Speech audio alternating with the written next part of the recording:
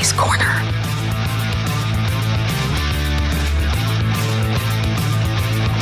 Master Podcast Pontificator.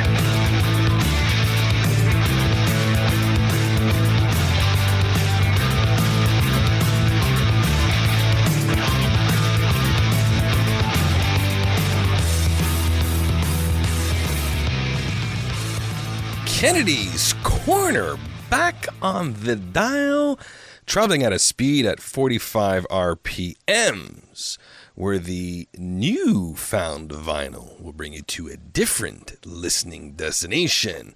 Ladies and gentlemen, welcome once again to another episode of Kennedy's Corner, a serious rock talk production. I'm your host, Ferris Kennedy, and today you are in with me, just me. And what are we going to talk about today? Well, it's quite simple. Radio Airplay. What is going on with Radio Airplay? Now, I'm a big fan of terrestrial radio, and I also like satellite radio. I'm fortunate enough to live in a city where I have a classic rock station here in Ottawa that is amazing and plays all the great songs that we like. But sometimes, is it just me, or they just keep going the same 18-song loop over and over again? So now, today's episode is, what is going on with Radio Airplay? For many years, classic rock radio stations always pride themselves on saying they only play classic rock music. But do they? A few years ago, an article came out for an Atlanta classic rock radio station that there was an 18-song loop that was on repeat. Now, with streaming services, anyone can listen to whatever song they want if the artist has made it available, but in my opinion, it's just not the same. The physical copy is always better, and now some artists are pulling out. Snoop Dogg had said at one point in time on an open forum that the math does not add up. Can you blame him? Because he says if someone's getting, 9 million streams, well, does not relate to any money coming to it. Who's getting the money for streaming? No one's getting paid on this, or are they? So that's very interesting. Like I said, I'm a huge fan of radio and a strong advocate for the announcers and personalities that make my day run smoothly. How could we not appreciate the morning show that gets you ready for your day, and then at 9 o'clock they gear you up for a rock ride of the same 18 songs? This is my wrong turn at Albuquerque. For those of you who have been listening to our podcast since its inception, at the start of a new season we always ask, what is classic rock, where does the needle drop, and who is added as each year goes by. We have concluded that classic rock era started in 1966 and it went to about 1983. We've also said that classic rock starts with the Beatles and ends with Nirvana. We're giving the time frame of 1966 to 1995. The reason why we added the grunge era into the classic rock era is because of the varying sound and similarities. When grunge was formed, it had 30 years of classic rock music that inspired and influenced the groups and artists of that era. It was fortunate to benefit of 3 solid decades of influence. Now, we get to my point of why an 18-song loop for classic rock radio stations is there. Grunge was formed with 30 years of classic rock music to influence them. The music style was formed in the early 90s. Here we are in 2025, that is 35 years later when the grunge music came about, and about 63 years ago that the Rolling Stones were formed and breaking into the scene, being the forefathers of British invasion. So why are radio stations not playing the B-sides of famous albums? Why are they being lazy and just playing the same old songs who end up being redundant? The initial cutoff of classic rock was 1983. But like I said, as years go by, the levee goes dry. And to nourish it, we need to feed it with more music, more bands, and varying sounds that fit into the classic rock mold. The needle on the classic rock turntable drops every year. Once a band hits the first 25 years of existence, that means bands formed in 1999, 2000, that fits the classic rock criteria. And this should be getting some radio airplay, one would think. Bands like the Rolling Stones, Aerosmith, AC/DC, Rush, the Beatles, Ozzy Osbourne, Metallica, Red Hot Chili Peppers, and Motley Crue have made music and released albums since 1983. That's 41 years of music on bands who were in the classic rock initial cutoff. These bands were, and some are still writing music. They are still touring and performing, and are still relevant. So why are radio stations not tapping into that? The market of B-sides or albums that were not that popular. It all comes down to marketing. Why can't they play songs from Led Zeppelin's Coda or AC/DC's Fly on a Wall? Rush's Counterpart was not a bad album, or some of the Beatles' unfinished work that was finished in the 90s. Just play it, I say. Just play it. But my question is, who makes the call? Who decides where to drop the needle and play the same rotation? If a band was in the initial timeline and came up with new music after 1983, are they still not considered classic rock with a similar sound, or maybe an evolved sound to keep up with the times and influences and attract the new and young generation? Have you heard what they're listening to today? It's just unlistenable. And can we really consider this music or artists as they are using a computer instead of a musical instrument played by a human? Yes, an actual person, one who is living and breathing. I've even seen a dog hit a bass drum in key, and that wows me. People like to criticize the Rolling Stones, who formed well into 1962, and here we are, 63 years later. They are still going, still performing, and still writing songs till this day. Some of their later stuff hasn't been a home run, but their 2023 album, Hackney Diamonds, is a solid one. There is a lady by the name of Lynn Monk, a proprietor for Wobbly Music, since 2004 had written the following. 2 reasons why the repetitive song loop. Number 1, they have different audiences at different times of the day. Therefore, if they want their whole audience to hear a new record, they'll have to repeat it at various times of the day. They have to pander. Number 2, they have to pander to the requests from the major labels who control most of their output. If they don't, the labels may withdraw the station's access to other artists in their catalog, who in turn draw listeners and advertisers to the station. Labels consider radio as one of their primary marketing outlets. In order to make a new artist or a new release popular, it needs to be heard several times before it is noticed by the average listener. Therefore, the main aim of the record label is to get their new releases on a rotation, which is a playlist of records that the station puts on repeat for at least a few weeks at a time, and then they change it up. This is opposed to the indie labels, who can often expect no more than 1 to 4 plays of the new releases on any station. This is just one of the reasons why the indie artists and small labels struggle to get their releases into the mainstream. Consider for a minute what the music business would be like if you only ever heard every new record once. The chance of you remembering that record at all is a very slim. Unless you were a follower of that artist and were already looking forward to hearing their new release, you would be unlikely to know that it even exists at all. How many records have you bought from artists who you've never heard of after only hearing their song once? If you say none at all, that would be the same answer that 99.99999% of the population would have said. The result of this is that the artist wouldn't sell any records and no one would make any money. You would then hear nothing but oldies on the radio.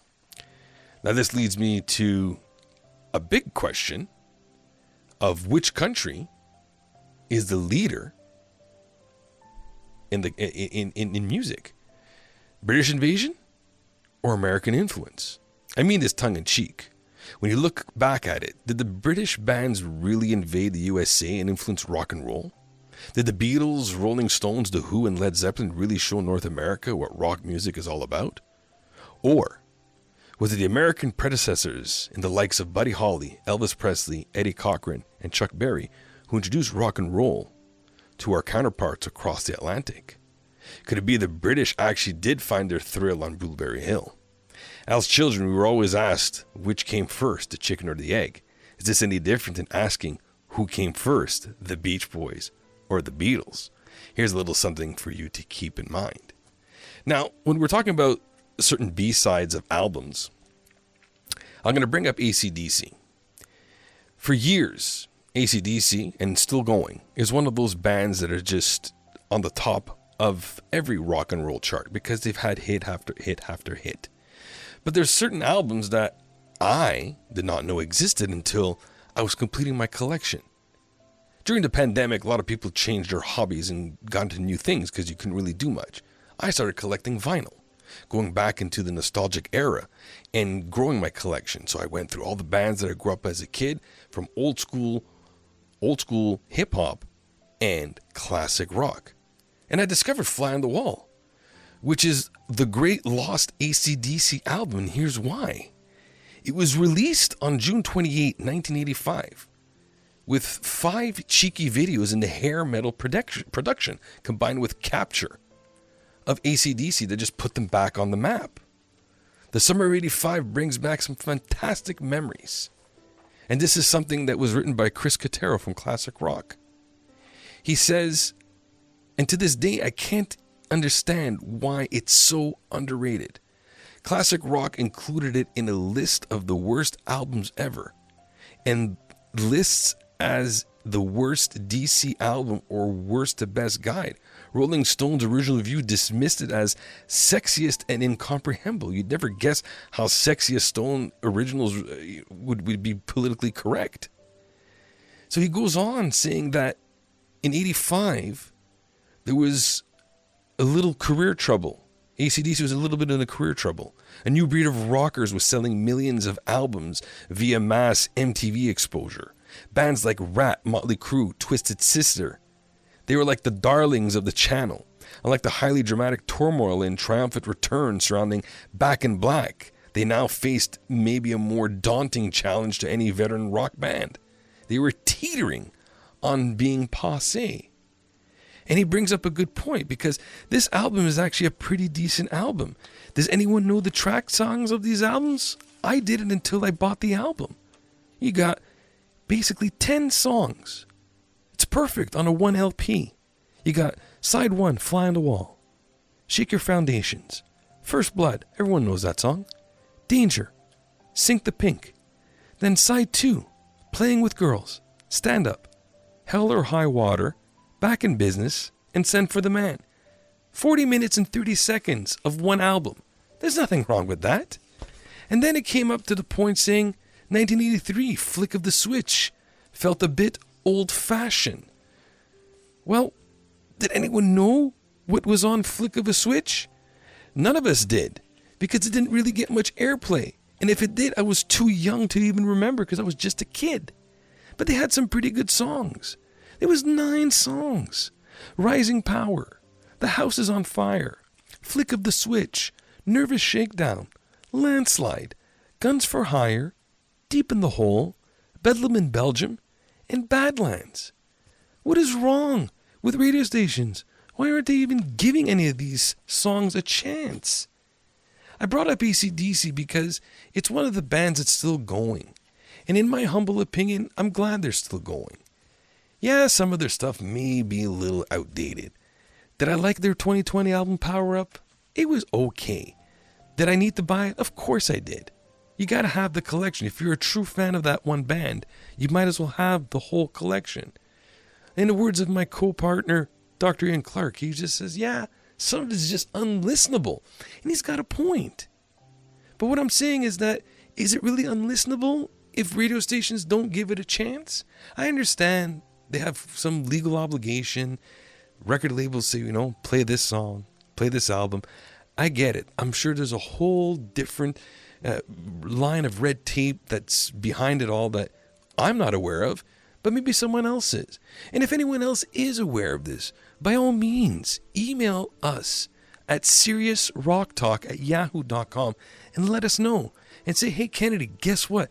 Yeah, there is a whole bunch of red tape. They could only play certain albums due to, country restrictions or territorial restrictions. You get that all the time on YouTube when there's certain things that you cannot listen to, because if you stream something, it's like, oh, well, you can't have that because this territory has the rights to it. There's so many different things that change. B-sides are great. There's so many different hidden gems that you can listen to. That's why I always emphasize on the physical copy. If you get the physical copy, you don't miss out on these little hidden gems, the bonus tracks, the little, whenever certain CDs would end at the last track, and then there would be a 3-minute gap, and then another little song would pop up that they did as a little, gift to the fan. It's something like that that makes me happy. Things like this I definitely want to listen to. Now, we could be here for days saying, you know what, talk about certain bands ad nauseum till you're blue in the face. But it's okay. I'm a big proprietor of music. I love the physical copies. I love the artwork. I love the liner notes. And I love terrestrial radio. I believe they do serve a purpose in the community. They do make you happy during the day. Do I wish they would change their loop of songs? 100%. Because there's so many other bands out there that we need to listen to, that we need to get to know of. And that's all I'm saying. So for those of you out there, there's nothing wrong with taking a physical copy and going right through it from cover to cover, liner note to liner note, side to side. Sometimes if you have that spare moment and you have a couple minutes to yourself, it is very peaceful. And I enjoy that part of music because it helps you think. Ladies and gentlemen, I hope you enjoyed today's little show. And if there's anything else that you want us to talk about, feel free to connect with us through our social medias at Serious Rock Talk, or even our email address at seriousrocktalk@yahoo.com. I'm your host, Ferris Kennedy, and tune next time for Kennedy's Corner. Have a great day.